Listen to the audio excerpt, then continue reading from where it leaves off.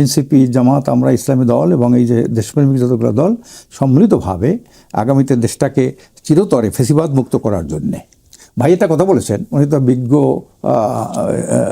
আলোচক, উনি একটা কথা বলেছেন যে বিচার করবে। এখন বহিষ্কার করলো, বিএনপি ক্ষমতায় বিচার করবে, করতে পারে আর কি। বিচার কেমন করার সক্ষমতাটা পাটগ্রাম থানাটা লুট করলো, তার ধরে নিল, এইটা তো হয়, এটা তার লুট করে নিয়ে আসলো, পুলিশ মারলো, আহত করলো, তারপর আরেকটা থানা থেকে ফোর্স দেওয়া শুরু করেছিল, কালীগঞ্জ থেকে না হাতিবান্ধা থেকে, সেটাকেও তার আটকাই দিল। কাজে এই যে ওনারা বিচার করবে, ওনারা বিচার তা না, কারণ এই রন্ধে আমরা দুর্নীতি হয়ে আছে তো। আপনি চিন্তা করেন, বিশ্বে 5 বার দুর্নীতি বিশ্ব চ্যাম্পিয়ন কারামল হয়েছে, বলেন আপনি এটা কারামল হয়েছে। হাসিনা না বলে এই কেমনে? না, হাসিনা আমলে কেন? হাসিনা 2 বার, বিএনপি 3 বার।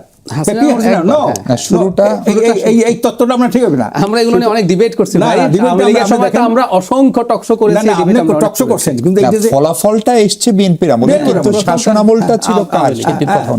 কাজে এই যে ঘটনাটা এইটা, তারপরে আপনি মনে করেন দুর্নীতির দিক থেকে আপনার দেখা গেলে যে এমন কর্মকাণ্ড যে চাঁদাবাজ ছাড়া কর্মী পাওয়া যায় না, দুর্নীতিবাজ ছাড়া নেতা পাওয়া যায় না, এই অবস্থাটা বুঝতে গেছে। গ্রামের গঞ্জের মানুষ সিসি করতেছে, তাদের বিএনপির লোকেরা বলতেছে কেন আমরা এই বিএনপি তো চাই না কখনো।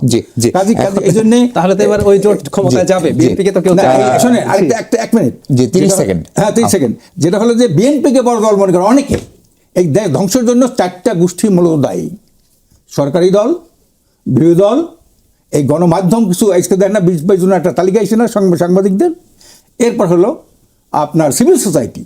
এই 4টাই কিন্তু প্যাক্ট হয়ে স্বার্থ হাসিলের জন্য এই ফেসিবাদকে তারা সমর্থন করেছে।